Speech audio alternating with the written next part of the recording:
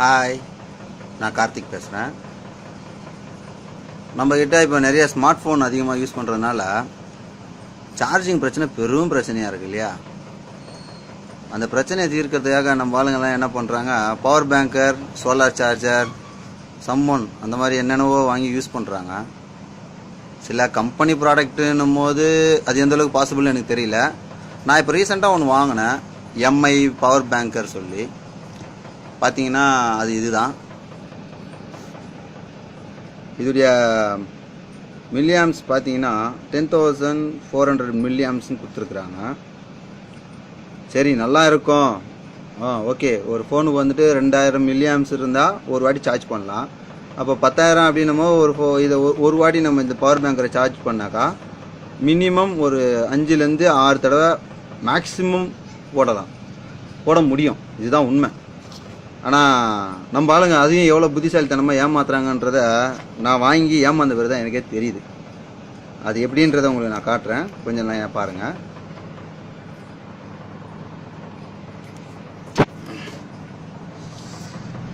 First இதை நான் open பண்ணேன்.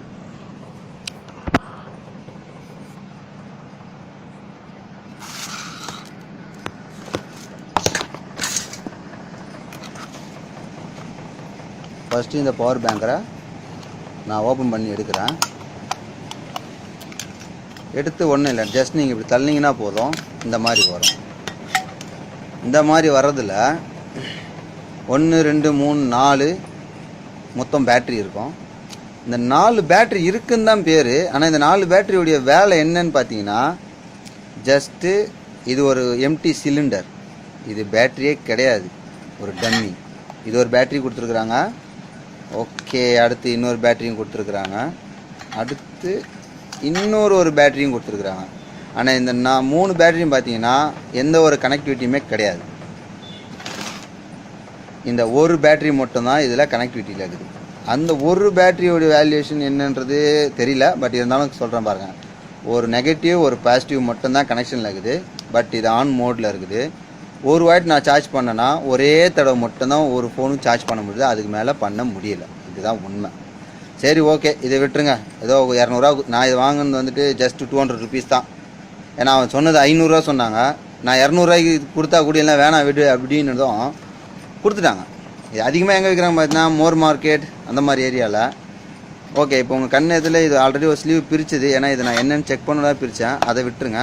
இப்போ இன்னொரு ஸ்லீவ் இருக்குது, அது ஃபுல் பேக்கடாக இருக்குது. நீங்கள் நல்லா பாருங்கள், இந்த எட்ஜஸ்லாம் கூட பார்த்தீங்கன்னா ஃபுல் பேக்கிங்காக இருக்கும். தெரியுதுங்களா உங்களுக்கு? இல்லை எதனா பிரச்சனை ஏதா எதுவும் இல்லை. என்ன தெரியுதா? இல்லை இல்லையா? இப்போ நான் இந்த ஒரு பேக்கை இதில் ஒரு சீல்டை பிரிக்கிறேன். அந்த சீல்டை கொஞ்சம் நல்லா வாட்ச் பண்ணி பாருங்கள்.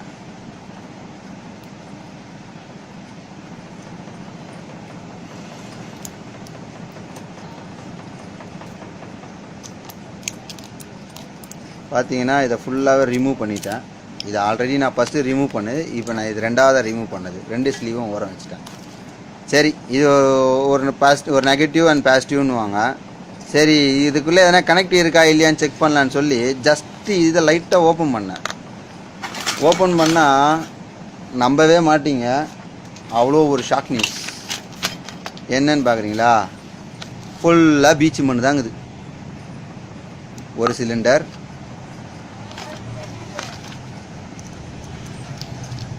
இது ஒரு அடுத்த சிலிண்டர்.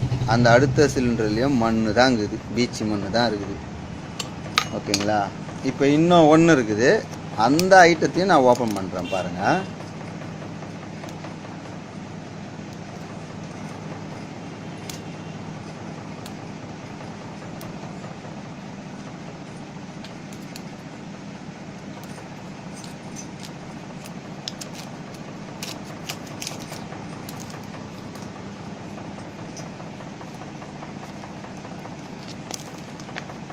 இதுலேயும் ஃபுல்லாக பீச் மண் தாங்க.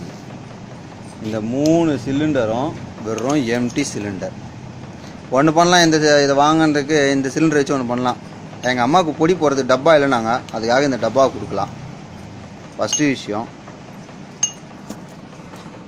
இந்த மாதிரி நீங்கள் அடுத்த வாட்டி எம்ஐ கம்பெனி, சோனி எது ஒன்று வாங்கினாலும் முடிஞ்சால் கம்பெனியை நாளுங்க.